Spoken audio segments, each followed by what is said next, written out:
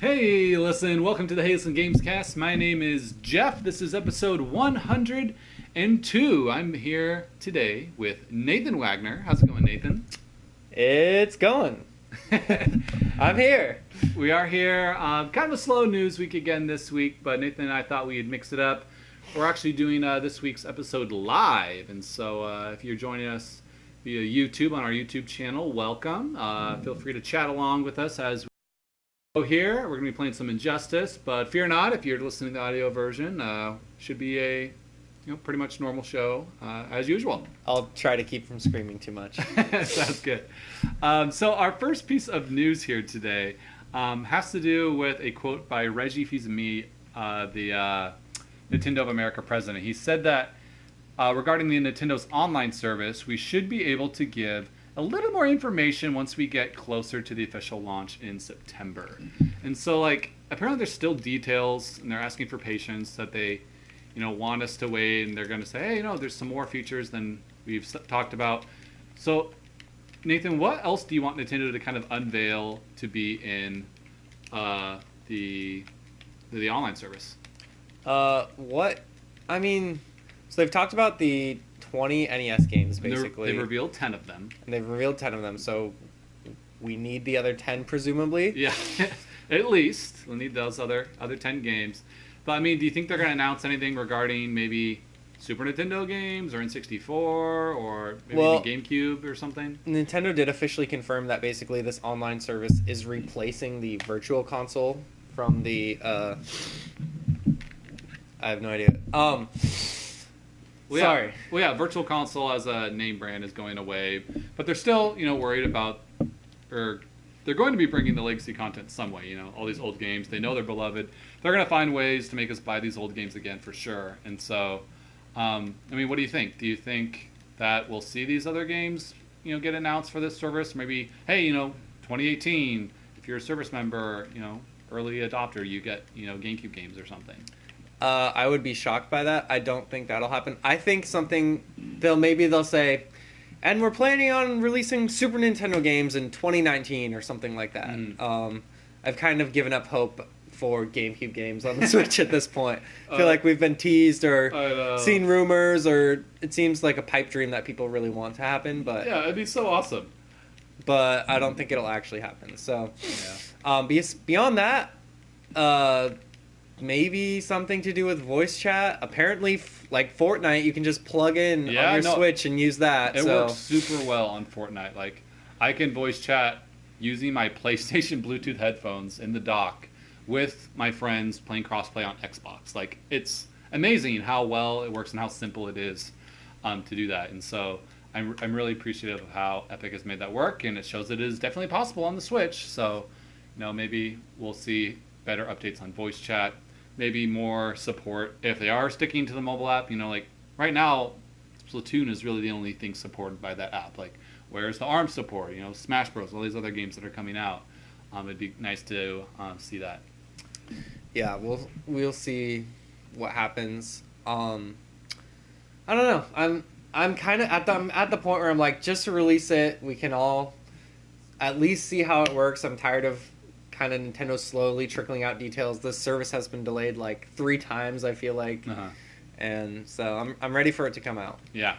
All right, well, let us know on Twitter at @HeyListen_Games what you think Nintendo should include on their online service, or what you hope to see. Our next piece of news has to do with Planktonic Studios, which is the group of former Rareware developers who made Yooka-Laylee, released last year, just came out on the Switch this year.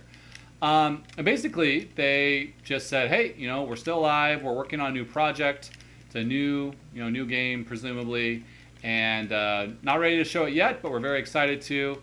And hey, Yooka-Laylee's still getting those backer updates that rewarded. So, Yooka-Laylee was a huge success for a Kickstarter-backed game. We've seen, some games work really well being launched on Kickstarter. Sometimes, there's some downsides to that. And while the game was made, there's still a lot of little promises for stretch goals that still haven't been met for Yooka-Laylee. And so they're basically still working on those. The one I'm most excited about is they're doing a entirely orchestrated soundtrack, so redoing all the music in the game, as well as doing a 64 shader in the game, So it literally makes the entire game look like an N64 game, which I showed you the screenshot, Nathan. What did you think about that? That looked really cool. I mean, I think the reason Ukulele was so successful, it ended up being a fun game, but it wasn't like revolutionary or transformational at all. But the reason it was so successful and did so well is just because people were like, these are the makers of Banjo-Kazooie, of those classic N64 games that we've talked about for so long. And so them adding that in is just another sweetener on top of everything else they've already done. It looks super cool. Like, you can literally just look at the game and it's like, oh, that's an N64 game, which it pretty much plays exactly like. So I think it's pretty cool. We got Glitch Deity in the comments saying, hey, yo, what's up? Good to see ya, Glitch. Thanks for stopping by. So Planktonic Studios, what do you hope they do next? Do you think they kind of do a sequel to Ukulele? Do you hope they move on to something else? Maybe go back to another N64 esque genre and try making another game there? Or do you want to see a more modern take on something? I would love to see a little bit of a more modern take. Obviously, I think they had to do Ukulele as kind of their comeback, and and I think that game was cool, but kind of we saw the reason why those games and giant collectathons aren't made like that anymore. It was a very impressive accomplishment for a team that isn't very big. Like, this isn't like Tokyo or whatever the team is that behind all the Mario games and stuff like that. Like, this isn't a 50, 100-person team. This is like 10, 20 people or something. They start off like with that. 4 people or something. They've Exactly. added a few more. But So it was an amazing accomplishment, but I want to see them do something new. I think I'd be very interested to see whether that be 3D platforming or some other type of 3D game. I'm not really sure, but I'd love to just see. Yeah, I think I would agree. I mean, as much as I'd like to see a sequel to Ukulele that expanded on the ideas, I feel like it would be really cool to see what they could come up with next, because they obviously have a lot of talent and a lot of charm. And putting that into a new game, whether it's another new IP or whatever, I think would be really cool.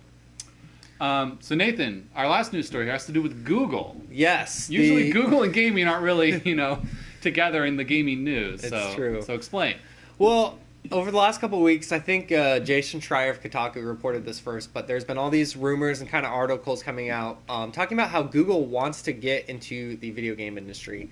And they're planning to do that through releasing basically a streaming style box where you stream game, but also releasing a basically Google console. And they've talked about bringing in like major video game developers either by enticing them to come and put games on their new Google console, or by outright buying and basically acquiring some like studios? well-known studios. So like the Microsoft, like what they've been basically like what Microsoft did when they came in with Xbox, or what Sony did when they came in with PlayStation way back in 95. That sounds like what Google is trying to do.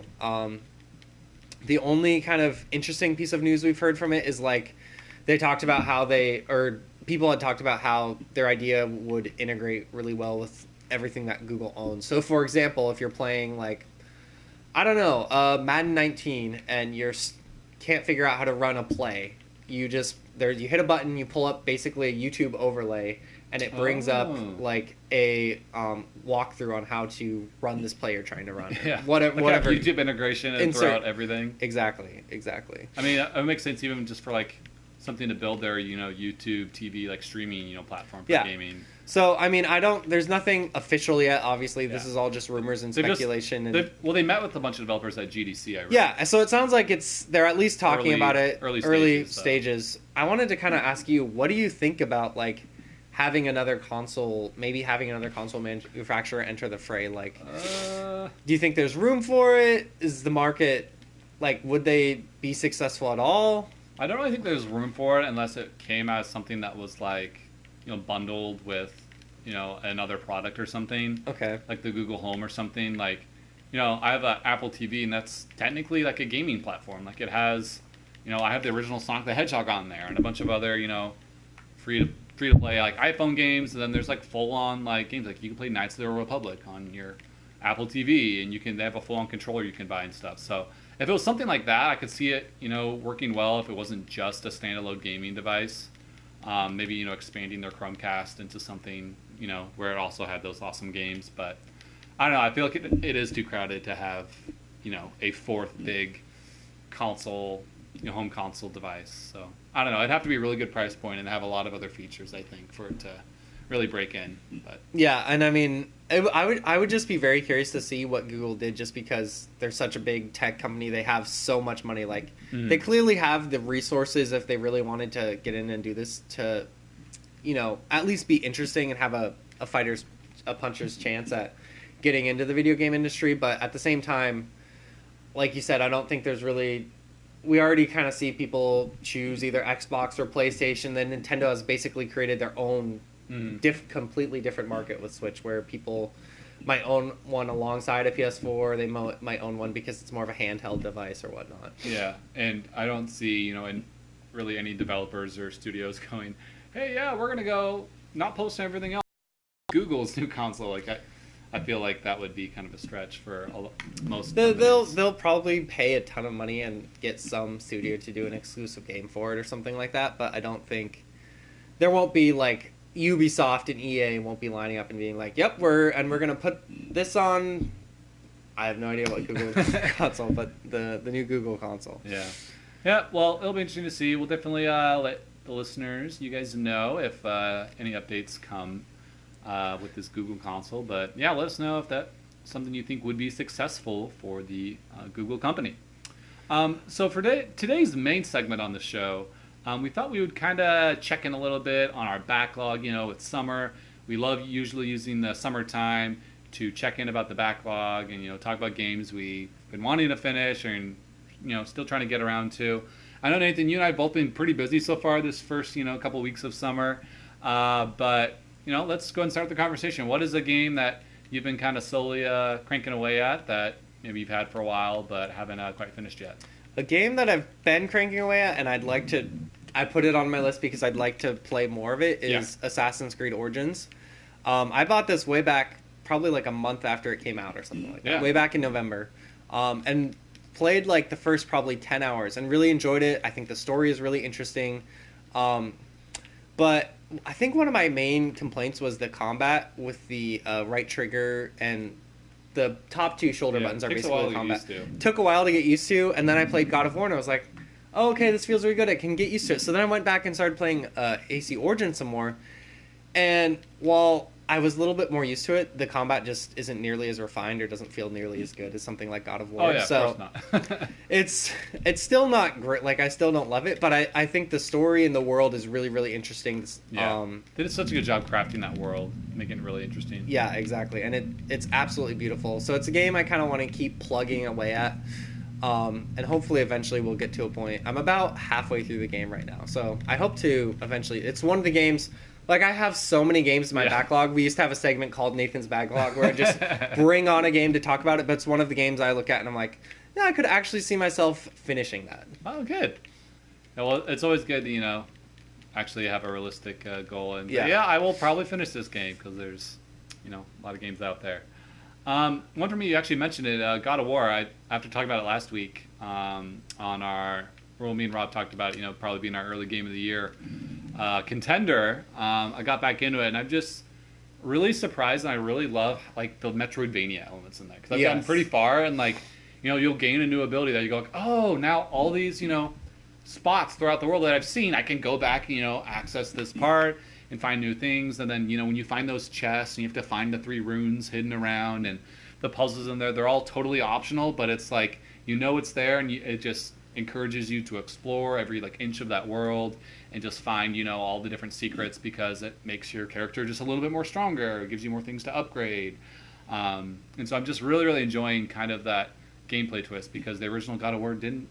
No, it was just linear, completely straight through. Yeah, it was just run by room, fighting enemies with nothing else really. It's such a great game where it's crafted so that you feel like you can go back to those areas and not have too much kind of open world to slog through and be like, okay, I have to walk all the way through this area to get back to where I wanted to go to, etc. Yeah, it's very finely crafted. It's not too big for its own britches or anything. Yes. But yeah, definitely really been enjoying that. I think that's probably at the top of my list because I just want to finish that because it's so good, and I want to see how that story ends and stuff like that. So that's the one I'm most invested in right now, and I'm kind of focused on finishing first for my backlog. That game is so So it's the best game I played this year. Yeah. It's one of the best games I've ever played on the PlayStation 4. I haven't decided if I like it more than Uncharted 4, which is I think my favorite PS4 game at this point, but it's really close. Yeah, it's gonna be tough to decide on the favorite PS4 game at the end of this gen with that. Yes, Horizon, Uncharted. And whatever else Sony. There's all these other games they've announced that look very promising. Dude, Spider-Man comes out in like 60 days. So I'm excited for that one. Exactly. Yeah, so definitely keep working away on that. What's another one on your list? Another one on my list is Mario and Rabbids. I got this on Switch like 4 or 5 months ago or something like that. Played through basically the first 3 worlds and really enjoyed it, and then I kind of got stuck on a boss. And it was one of the things where I was playing it like almost every day, felt like I really understood the strategy, and then I got stuck on the boss and I was like, oh, okay.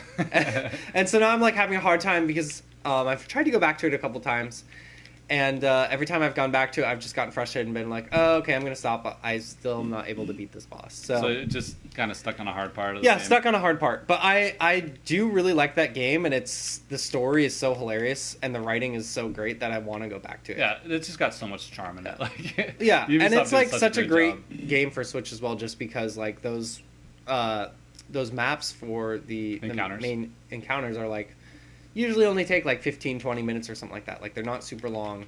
It's perfect if you're just like, I have a couple minutes, or and it plays great on the small Switch screen as well. Yeah, for sure. That's actually one of the ones on my backlist. Really? As well, yeah. Well, the DK Adventure DLC came out, and I was gonna get it, but I'm like, I just feel guilty about getting it and without finishing the campaign. So I kind of started going back. I think I'm around the same area. I'm at the end of Chapter 3, the Ghost section with the opera boss.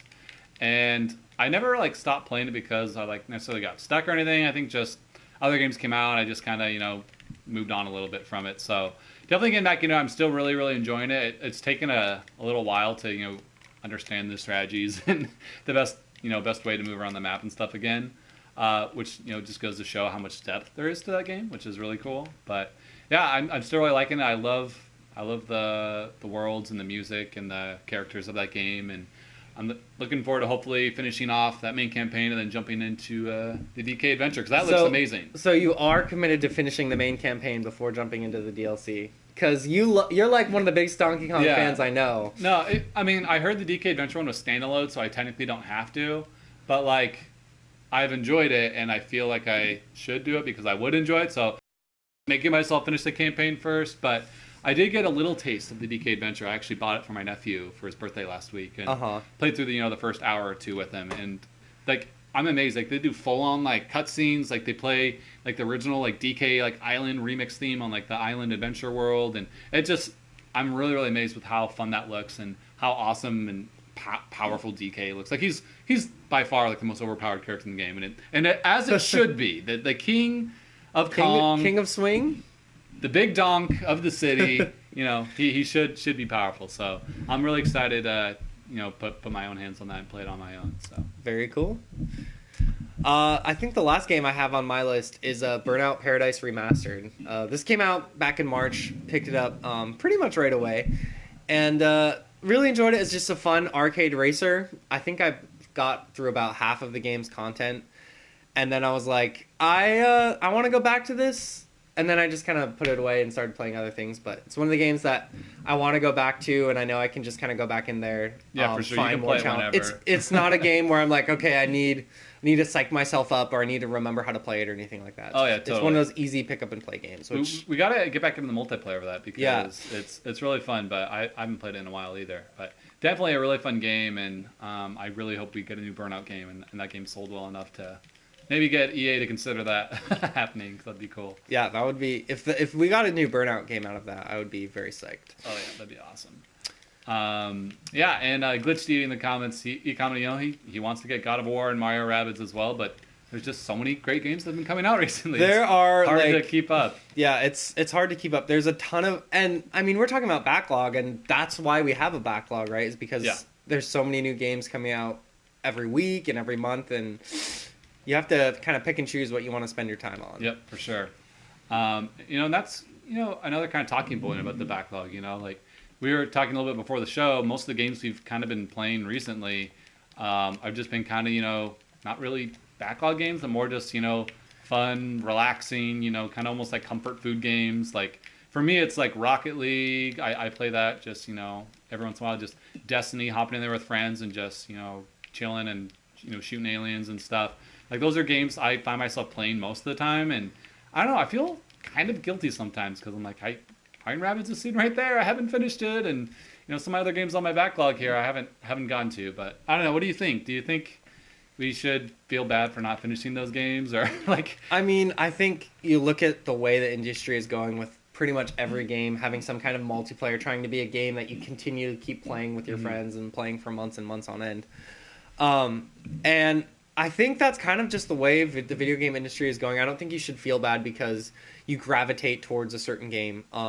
And there's something to be said about, like you said, those comfort food games. Like, for me, it's like NBA 2K and Madden occasionally, where I'm like, I know how to play this. I don't need to, like, think about a story that I'm trying to follow. I need to play this every night so I don't miss anything. And it's something that I don't need to be like, crap, I haven't played in a long time. I don't remember what the controls are. And you're going to love it. It's just easy to pick up and play. I know I'm going to have a good time when I play it and maybe make a little progress. And that's all.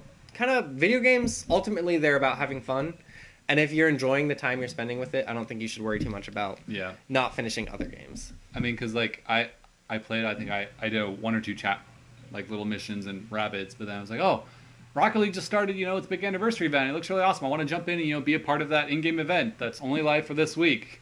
And I kind of like, wait, I don't know. And then I start playing a couple matches. I'm like, yeah, I'm not playing Rabbids. I'm just going to keep playing Rocket League because this is fun and I love this game and I just want to do one more match over and over, Yeah, totally. Yeah.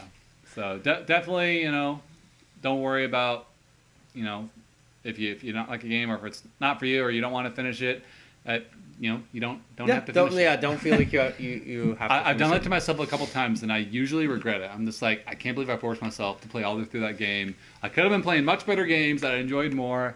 So yeah, definitely. But yeah, the next game on the list, it was one of those games I was kind of struggling with because it is Uncharted: The Lost Legacy, which I loved Uncharted 4. I played through that game pretty quickly and really loved all 4 of the Uncharted games. And then I got this game going, oh man, I love Uncharted. I'm so excited. But then it came out right before Destiny 2 came out, which is probably my most played game in the last 6 months.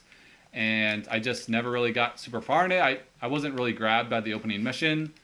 The beginning of most Uncharted games, are like amazing, those opening cinematics they do and everything. Yeah.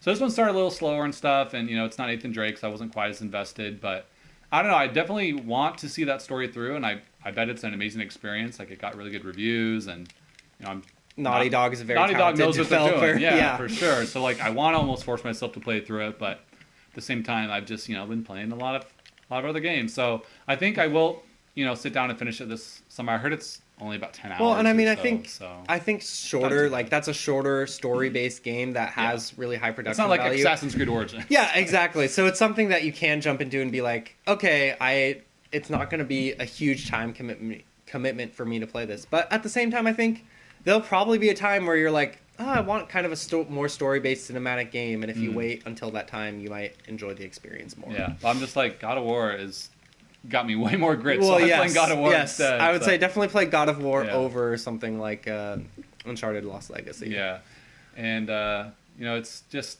interesting with how those different games. Sometimes you want that really cinematic single player experience. Sometimes you just want something that is relaxing. It's fun. I kind of look at it almost like it's like Netflix. Like sometimes I'll turn Netflix. I'm like, okay, I want to find a really good movie. Like Gladiator or Shawshank Redemption, or some deep movie that is really good and I'm really invested in.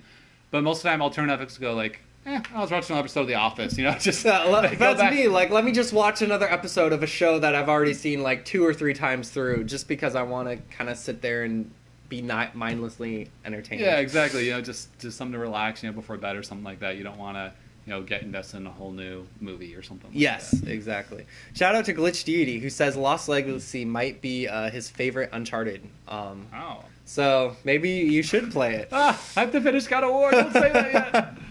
Oh gosh. Yeah, I'll definitely play that. And then the other one's actually kind of similar. It's Rise of the Tomb Raider, which I guess you could see why I haven't finished that one either. It's very similar, to Lost Legacy and God of War with a big single player, story-based game. And so, again, I'm just finishing God of War, and then I might actually play through Rise of the Tomb Raider first, because I think I'm further. I don't have that much left of Rise of the Tomb Raider, so yeah, I'll probably finish that off before Lost Legacy. The new Tomb Raider game comes out in September. Yeah, exactly. Too, so. I gotta get ready for that.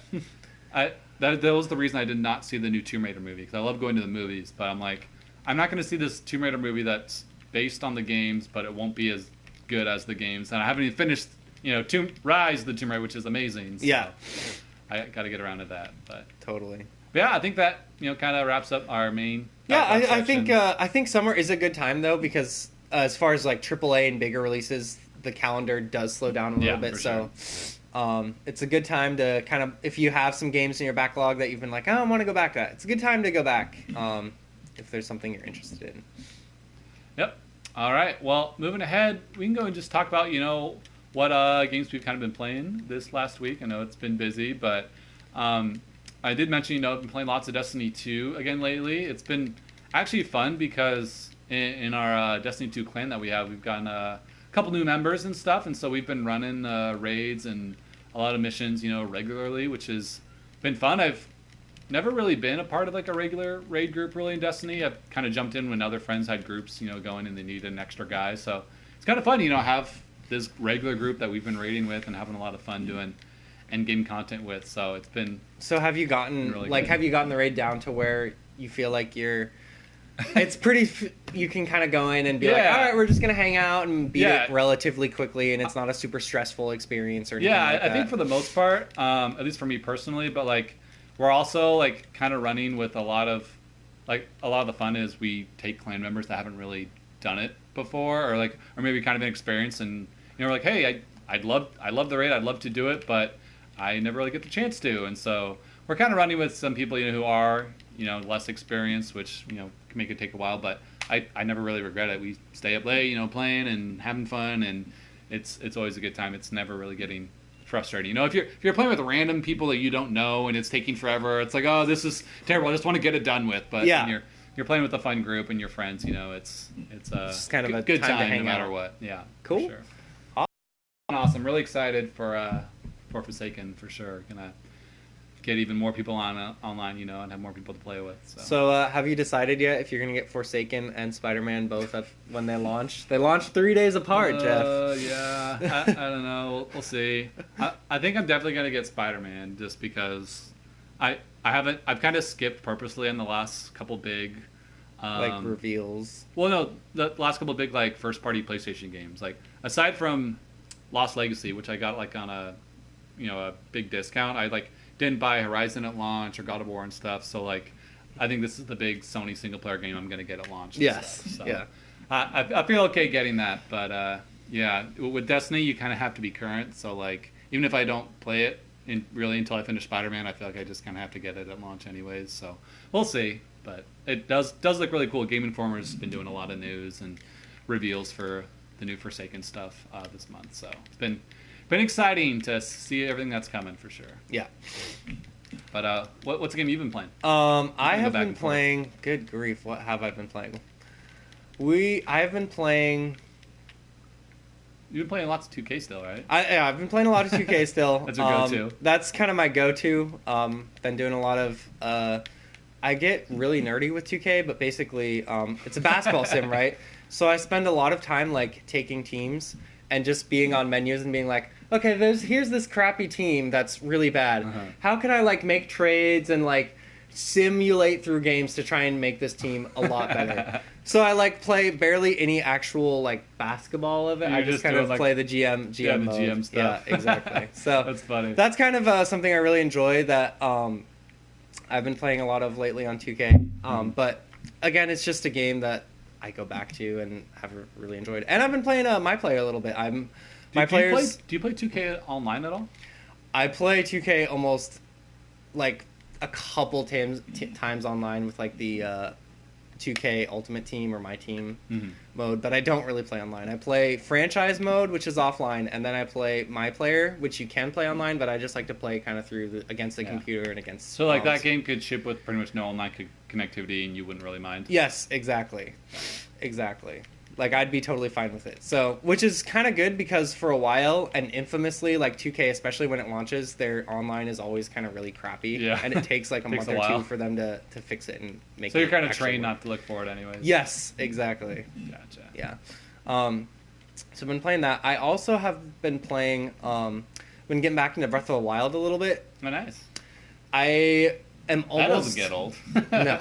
I'm almost done with the DLC.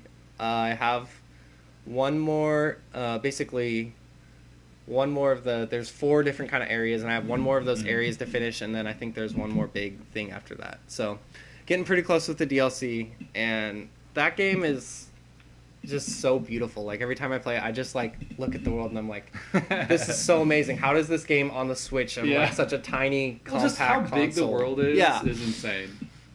Like, I was talking to a relative about Fallout 4 and what he liked and didn't like, and he's like, yeah, just every time you go into a room and like fast forms of it just takes forever and stuff, and I'm like, yeah, but we were definitely kind of spoiled with Breath of the Wild, like going back to games like that where the open world isn't as seamless. It kind of feels a little archaic almost. Yeah. So they just did a great job with that. Have you been playing anything else? Yeah, I actually have been playing a new game for one of our Nindy reviews. Ooh. Actually, just came out this last week on the eShop, and it is called Spirit Sphere DX. And this game is pretty cool because it's essentially like a fantasy, like almost 8-bit styled like tennis game. And I played a couple matches with you, Nathan. I think that's really what this game should be marketed as. It's like basically a multiplayer game. There is some single player content in there, but really when you're playing this with other people, I think is what the game was really designed to be enjoyed for. So basically the gameplay works is you're doing, or you pick like a character, and it's usually one-on-one, and you're basically hitting a little orb that's in the middle of like a small little 8-bit arena, and it's basically kind of like Pong. You hit it, it goes one way, it bounces off walls, and you're just trying to get it past the other character into like a goal. So gameplay, very simplistic, not a lot to it. You can kind of charge up your weapon and stuff, but what my favorite thing about this game is kind of like the graphics and the art style, because first thing I said when I like first started playing, I'm like, oh my gosh, this looks like a beautiful HD 1080p widescreen version of like Link's Awakening almost. Like it's very similar to the Legend of Zelda, the early fantasy artwork and style. Like some of the levels look like straight up like one of the dungeons or like Death Mountain and stuff like that. So just seeing the art style and stuff just looks really cool and make you feel nostalgic, like you've played this game before when you haven't. And so I really like that aspect of it. The sound is, it's okay. It's like mostly chiptune type stuff. Nothing to write home about, but yeah, it's pretty fun. It's one cool thing about it is you can actually play it in tabletop mode, and so basically you hold the Switch in handheld on its side, and I basically hold one end with the control stick and the buttons, and you are on the other side of the Switch holding the control stick and the buttons, and we play the mode like that. Like it's kind of made to work in that. Yeah, and that almost like an old arcade like coffee table cabinet. Yeah. Yeah, that mode worked really well when you played it kind of in tabletop mode. So yeah, it's always cool to see developers do little fun stuff like that with handheld mode. So that is definitely cool. I played a couple rounds with my wife when we're in a waiting room somewhere. So it's kind of cool be able to bring that places like that, and you don't have to find a table to set it up in tabletop or anything. So that is pretty cool. But yeah, it's a pretty fun game. The single player content, you're just pretty much fighting like a ladder of like CPUs. There's a couple of variations on the gameplay. Like you can do like a squash mode where it's kind of like wall ball, or I think you can do doubles and stuff. There's a few different characters, but pretty simplistic overall. It's costs $9.99 in the eShop, and overall, I think I'd recommend it if you're looking for a fun, quick, simple, 2D multiplayer game, because I wouldn't buy this if you were single player only. Like, yeah, definitely play this if you have a friend or a roommate that you get together and want to play a couple of quick matches at. And like I said, it works really good out and about. Like you could play this out in a restaurant or in a waiting room or something. But yeah, I think overall, it's a great little fantasy art style. Has it's fun for a few rounds of fantasy tennis, but doesn't have a ton of gameplay depth to really keep you connected really longer than a couple hours. But definitely is a fun game worth checking out for $10 if you're looking for a short multiplayer experience. Cool. Sounds good. Yeah, pretty cool game. So check that out on the eShop, and we may have some more Ninja reviews for you again in the coming future. Sweet. But yeah, is there anything else wanted to talk about here on the show before we send one off? other thing I actually wanted to talk about really quick, because I've been reading a book called Console Wars, and this book came out, I think, like 6-7 years ago, so it's been out for a while. But it's basically chronicles all of the kind of the early history of Sega of America when they released the nice. Sega Genesis. And through that, when they also, hated Nintendo? Yes, when it's the story of the fight, basically, between the Super Nintendo and the Sega Genesis. Yeah. And so through that, it also chronicles the history of Nintendo of America and what they did. And so it's a really, really well written, and it's a fascinating read. So if you're into like video game history or anything like that, I would highly recommend it as something to pick up that's not too expensive. Dude, you've sold me. Yeah. I need to get this. So really been enjoying that, and it's just really interesting to see kind of how... Is it like... How's the perspective on it? Like, is it like pretty biased towards like Nintendo or Sega? Or... It's more biased towards Sega. It's basically almost like written as the life story or as like a biography of... now I can't remember the name of the guy, but... no, the kind of the guy who took over Sega of America, and I believe it was like 1988 or something like that. And it kind of goes through his life and how he really kind of reinvented and reinvigorated Sega of America and sold the Sega Genesis in America. Wow. So it's really, really cool. Yeah, so it seems like it's like almost like a very like historical documentation almost. Yeah, for sure. And it's like it's a book that's easy to read. Like it's not something where you have to focus a lot and stuff like that. It just kind of tells a life story. You can read it as you read it without having to focus too much or use a lot of a lot of brain power. Sorry, my brain's a little nice off track. Did you like that more, or did you like Jason Schreier's Blood, Sweat, and Pixels better? I think Blood, Sweat, and Pixels I'd pick if I had to choose one, just because that looked at 10 different studios and kind of the stories behind each of those studios was so interesting. A little more variety. Yeah, a little more variety versus this is kind of just focused on one person. But if you enjoy video game books, it's definitely one that's worth checking out. Yeah, nice, awesome. I'll have to look into it. Glitch Deity commented, best you couldn't guess what I've been playing, Splatoon. He's a big Splatoon fan, we know. But I don't know, I've kind of haven't played Splatoon in a while. I tried getting on for the Splatfest to play with a couple of friends, and we had a group of 3, but we couldn't find a 4th, and it was really frustrating. And so we literally just jumped onto Fortnite, and we just played Fortnite for like 4 hours instead. We had a blast, and it was awesome. We're like, well, we didn't play Splatfest, but we still, played a game all together and had fun, and we weren't disabled from playing together as a group of 3. So, I don't know. I love Splatoon, but at the same time, I'm just like, man, like, there's just some really simple, silly things in this game that prevents me from playing. Yeah, it could be a lot better. Yeah, but I definitely love it. It's my most played Switch game, like easily. So I'm not saying it's a bad game or anything, but it's got a couple things that are still annoying. So. Yes. Yeah. But anyways, very cool. Well, I think that wraps up about our show today. It's a bit of a shorter episode, but I think that's okay. Not a lot of news going on this week. It's summer, so hopefully you guys are enjoying your summer, and let us know what games you've been working on in your backlog. And as always, you can find us on Twitter at HeyListen_games. I'll leave a link to our YouTube channel on our Twitter as well. Let us know also if you like this kind of live show format. It's a little bit different. A little more casual. Yeah, a little more casual, but let us know if you like this or if you prefer the old podcast better. It's always good getting feedback. I know I got some feedback from Kyle Anthony last week he let me know what he liked about last week's show. So always appreciate hearing feedback and interacting with the listeners. So. Exactly. Anything to make the show better. Oh, yeah. So I think that wraps it for episode 102. Have a great week, everyone, and we'll see you next week. See you guys. I'm going to kill you.